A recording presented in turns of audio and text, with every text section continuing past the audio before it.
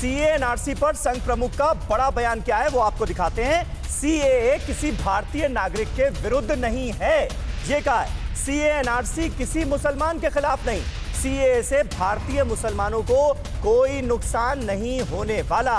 अग्रवाल साहब, ये सीए को लेकर, एनआरसी को लेकर जो बातें की गई और इसे सांप्रदायिक रंग देने की कोशिश की गई, क्या बीजेपी एज अ पार्टी और सरकार के भी, क्योंकि आप नुमाइंदे हैं, तो ये मानते हैं आपके कुछ लोग जो इसे सांप्रदायिक रंग देने की कोशिश कर रहे हैं वो सरासर गलत हैं, ऐसा कुछ भी नहीं है? देखिए, बिल्कुल सही बात है। देखिए, इतिहास को लोग जानते नहीं, इसलिए लियाकत नेहरू समझौता हुआ था। हाँ। जो मोहन भागवत जी ने भी कल रेफर किया है, और उसमें ये दोनों पाकिस्तान और हिंदुस्तान का विभाजन हुआ, ये तो ऐतिहासिक सच्चाई है। उसके बाद ये तय हुआ था नेहरू जी और लियाकत जी के बीच में कि अपने देश में माइनॉरिटीज को हम उनका संरक्षण और संवर्धन करने के लिए रखेंगे और एक धर्मनिरपेक्षता के अनुसार आगे बढ़ेंगे। भारत ने तो पूरी तरह से उस चीज प्रक्रिया को चालू रखी, लेकिन पाकिस्तान में आज 31% जो हिंदू थे वो आज घट के 2% रह गए, हिंदू सिख भाई हमारे।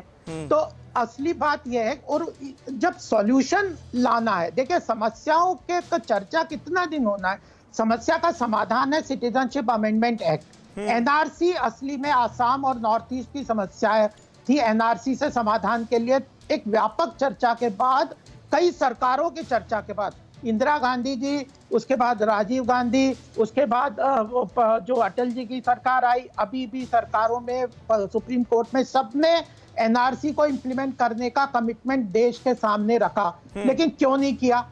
वही तो बात है, ये असली बात है समीर जी, आपको समझना पड़ेगा, जनता को भी। इसलिए नहीं किया कि मुस्लिम माइनॉरिटी और वोट बैंक की पॉलिटिक्स के कारण नहीं किया।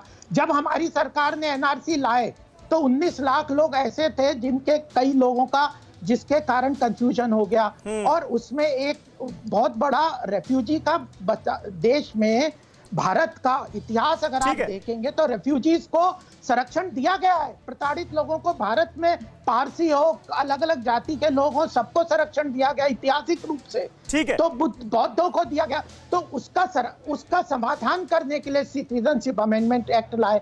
अब ये दोनों का आसाम में, और शर्मा जी, हेमंत विश्व शर्मा का भी स्टेटमेंट सुनना चाहिए कल। उन्होंने कहा आसाम में अलग स्थिति है, सीएए का अपोजिशन जो आसाम में हो रहा है उसका अलग कारण है, और भारत में हो रहा है उसका अलग कारण है। तो आसाम में अगर सिटीजनशिप अमेंडमेंट एक्ट का जो अपोजिशन हो रहा है उसको अलग ढंग से देखना पड़ेगा, उसके लिए अलग चिंता है। उसके लिए भी अमित शाह जी ने क्या कहा? ठीक है। अड़ी सोमवार से शुक्रवार शाम 6 बजे सिर्फ TV9 भारतवर्ष पर।